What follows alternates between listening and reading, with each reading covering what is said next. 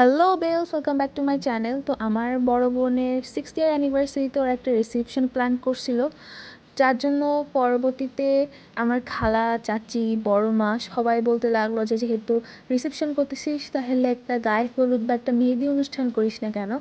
তাই কাল আমাদের বাসায় মেহেদি অনুষ্ঠান।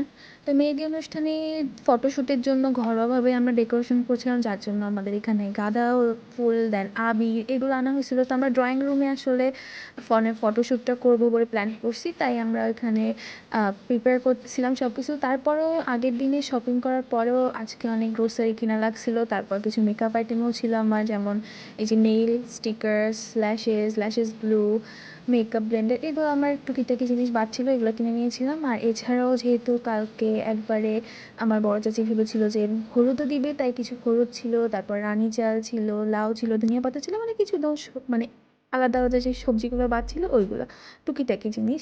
তারপর এখানে আমরা আমি, আমার এক কাজিন আর আমার বড় বোন মিলে সুন্দর করে ডেকোরেশন করে নিচ্ছিলাম। তারপর এখানে আবির একবারে সব ঢেলে রাখতেছিলাম, কেননা কালকে 12টার সময় আমাদের বাসায় মেহেদি আর্টিস্ট আসবে মেহেদি দিতে, যার জন্য আমাদের হাতে একদমই সময় থাকবে না সব কিছু প্রিপেয়ার করতে। তাই আমরা একবারে সব রাতে প্রিপেয়ার করে রেখে দিচ্ছিলাম, আবির ঢেলে দেন সব কিছু ফুল লাগিয়ে টাগিয়ে। যেহেতু সকালে কোনো টাইম পাওয়া যাবে না, তার জন্য আগে থেকেই সব ফুল দিয়ে আশেপাশ থেকে ডেকোরেশন করে রাখা হচ্ছিল। আমার বড় বোন এখানে কিছু গাঁদা ফুলের পাপড়ি দিয়ে পাশ থেকে সাইডে একটা কর্নার দিয়ে দিচ্ছিল, মানে বর্ডার দিয়ে দিচ্ছিল। এইটাতে হলুদ বেটে রাখা হবে, যেটা ডেকোরেশনও করা হয়ে গেছিলো। আবির ছাদে যে খেলা হবে ওটাও ডেকোরেশন হয়ে গেছিলো।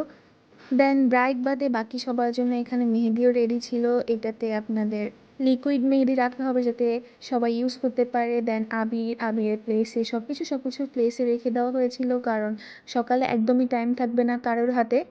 সকালে জাস্ট উঠে কিছু এসেনশিয়াল কাজ করে আমার বাচ্চাদের খাওয়ায় দাওয়ায় সব কিছু কাজ শেষ করে জাস্ট মেহেদি যারা দিতে আসবে তাদের কাছে ব্রাইড বসে যাবে মেহেদি দিতে, আর গেস্টরাও আসা শুরু করে দিবে, তাই একদমই টাইম ছিল না।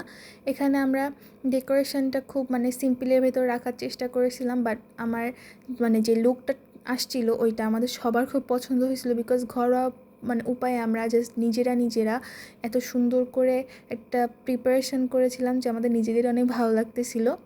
তো আজকের জন্য এইটুকুই। Thanks for watching.